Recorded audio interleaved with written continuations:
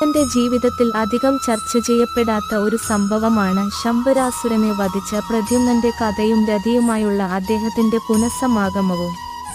ഐതിഹ്യം: കാമദേവനായ മന്മഥനെ ശിവൻ തന്റെ മൂന്നാം കണ്ണിലെ അഗ്നികൊണ്ട് ഭസ്മീകരിച്ച ശേഷം അദ്ദേഹത്തിന്റെ പത്നി രതിദേവി ദുഃഖിതയായി ഭർത്താവിനെ തിരികെ ലഭിക്കാനായി പല തപസ്സുകളും അനുഷ്ഠിച്ചു.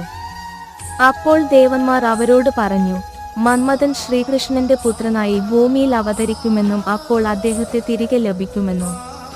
തുടർന്ന് ശ്രീകൃഷ്ണനും രുക്മിണിക്കും പ്രദ്യുമ്നൻ എന്ന പേരിൽ ഒരു പുത്രൻ ജനിച്ചു.